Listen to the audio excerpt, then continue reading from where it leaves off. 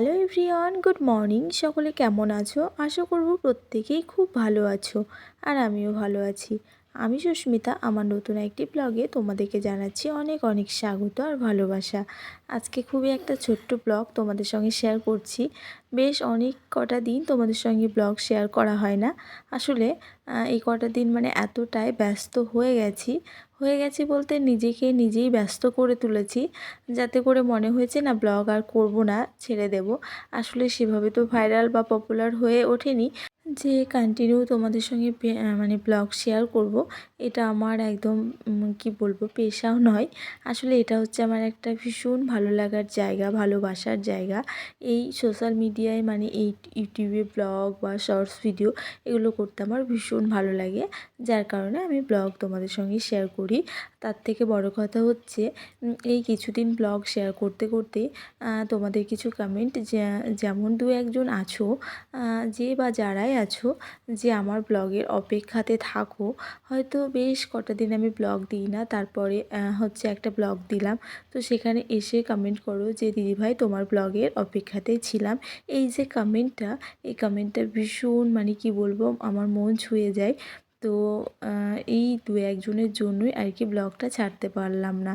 আর তো ব্লগ তো আমি কন্টিনিউ দিতে পারবো না, তবে আগে থেকেই যে কন্টিনিউ খুব একটা ব্লগ দিতাম তা কিন্তু নয়। কারণ সংসারের সমস্ত দিক একা হাতে সামলে তারপরে মেয়েকে সামলে না প্রত্যেক দিন ভিডিও দেওয়া না আমার পক্ষে পসিবল হয়ে ওঠে না।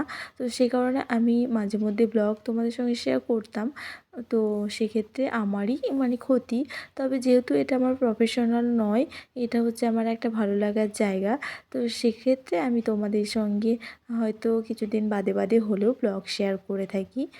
তো যাই হোক, তারপরে তো সংসারের সমস্ত কাজকর্ম রয়েছে, মেয়েও রয়েছে, সবটা সামলে আবার নিজেকে একটু কাজের মধ্যে জড়িয়ে ফেলেছি, যার কারণে প্রচণ্ড ব্যস্ত হয়ে গেছি। নিজেকে যে নিজেই সময় দেব সেই সময়টুকু এখন পাচ্ছি না। সংসারের টোটাল রুটিন, টোটাল কাজকর্ম আমার চেঞ্জ হয়ে গেছে। আসলে কাজকর্মগুলো একই আছে, বাট যে সময়ে যেভাবে কাজগুলো করতাম সেই টোটাল রুটিনটাই আর কি চেঞ্জ হয়ে গেছে। তো নতুনভাবে রুটিন সেট করা, আবার সেই রুটিনে নিজেকে প্রস্তুত করা, মানে কি বলবো, রুটিনে অভ্যস্ত করাটা না করতে গেলে একটুখানি সময় লাগবে। সব কাজের ক্ষেত্রে এলোমেলো হয়ে যাচ্ছে, যার কারণে নিজেই আর কি তালগোল পাকিয়ে ফেলছি। কখন কি করব, কিভাবে করব বুঝে উঠতে পারছি না। তো একটুখানি রুটিনটা সেট করতে বা সব কাজ আবার নিজের মতন করে কি বলবো সেট করে নিতে একটু সময় লাগবে, বুঝলে তো। যার কারণে এখন নিজেরই তালগোল পাকিয়ে ফেলছি, যার কারণে ব্লগ আমি শেয়ার করতে পারছি না। মানে খাওয়া দাওয়া বা কাজকর্মগুলো ঠিকঠাক করতে পারছি না। তো কী কারণে, কী বৃত্তান্ত বা কী কাজকর্মে আমি নিজেকে জড়িয়েছি অবশ্যই তোমাদের সঙ্গে আস্তে আস্তে শেয়ার করব। তো এই হয়েছে ব্যাপার। এই যে এতদিন ব্লগ না দেওয়ার কারণটাও তোমাদের সঙ্গে শেয়ার করলাম। তবে প্রত্যেক দিন হয়তো কন্টিনিউ ব্লগ শেয়ার করতে পারবো না, তবে 2 দিন বাদে বা 1 দিন বাদে বাদে তোমাদের সঙ্গে ব্লগ শেয়ার করব। তো আজকে সকাল থেকেই ব্লগটা শেয়ার করেছি, শুরু করেছি বলতে পারো। আজকে রবিবার ছিল, যেহেতু রবিবার সানডে মানে ছুটি, তো সেই কারণে বাড়িতে রয়েছি। তো ভাবলাম যে ব্লগটা শুরু করি। তো এইদিকে সকালে সমস্ত কাজকর্ম করেছি, তারপরে এখন আমার দুপুরে রান্নাবান্না হয়ে গেছে। আজকে রবিবার হলেও সিম্পলি রান্নাবান্না করেছি। ভাত করেছি কাঁচা টমেটো দিয়ে, হচ্ছে তোমার মুসুর ডাল করেছিলাম, আর কুমড়ো ছেচকি, আর হচ্ছে করলা ভাজা, এই হয়েছিল, আর আলু ভাজা, এই হয়েছিল দুপুরের লাঞ্চ মেনু। তো গুড ইভিনিং বন্ধুরা, এখন সন্ধ্যা ওই তোমার 5:30 মতো বাজতে যায়, 6টায় ধরো। তো এখন আমি এই যে সন্ধ্যাবাতি দেখিয়ে এই যে রান্নাঘরে এসেছি। আমার জন্য হরলিক্স করে নিয়েছি, আর তোমাদের দাদাভাইয়ের জন্য চা করেছি। এই যে কাজকর্মের সঙ্গে সঙ্গে না নিজের শরীরটাও ভীষণ খারাপ, জানো তো। আমার কথাই বলছি, প্রচণ্ড খারাপ, যার কারণে তোমাদের দাদাভাই এই যে ওম্যান হরলিক্সটা আমাকে নিয়ে দিয়েছে, জোর করেই বলতে পারো। আসলে এসব খেতে আমার খুব একটা ভালো লাগে না। ওই 2-1টা ড্রাই ফ্রুটস খাই সকালে, সেটাই। তবে এই হরলিক্স টরলিক্স অতটা আমার পছন্দ নয়। তবে জোর করে নিয়েছে, এত টাকা দিয়ে কিনে ঘরে ফেলে রেখে নষ্ট করব বলো। তো 2 দিন বাদে 1 দিন বাদে এভাবে খাচ্ছি, তাই আজকে আর নিজের জন্য চা করিনি। তো তোমার দাদাভাই বললো যে হরলিক্সটা খাচ্ছ না, তো সেটাই আর কি ওই যে করে নিয়ে বসেছি। তো এখন এই যে চা খেতে খেতে একটুখানি গল্পগুজব করব। তো বন্ধুরা, তোমরা সকলেই কেমন আছো আমাকে একটা কিন্তু কমেন্ট করে জানিও। আর রীতি দিদিভাই বা বুনু, তুমি আমার আগের ব্লগে কমেন্ট করেছিলে, আমি তোমার নামটা জানতে চেয়েছিলাম। তো সেখানে তুমি তোমার নামটা কমেন্ট করেছো। তুমি যে তোমার সময় বের করে এই যে নামটা কমেন্ট করে জানিয়েছো বা একটা আমাকে কমেন্ট করেছো, তার জন্য তোমার অনেক অনেক ধন্যবাদ আর ভালোবাসা।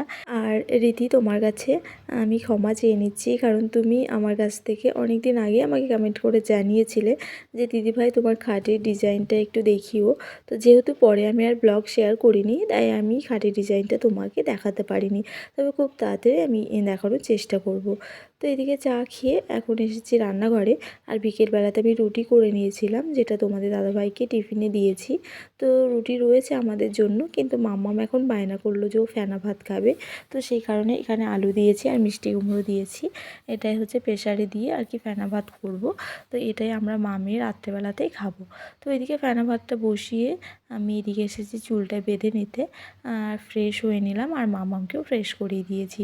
তবে আজকে খুবই একটা ছোট্ট ব্লগ তোমাদের সঙ্গে শেয়ার করলাম। অবশ্যই তোমাদের ব্লগটা কেমন লাগলো একটা কমেন্ট করে জানিও কেমন।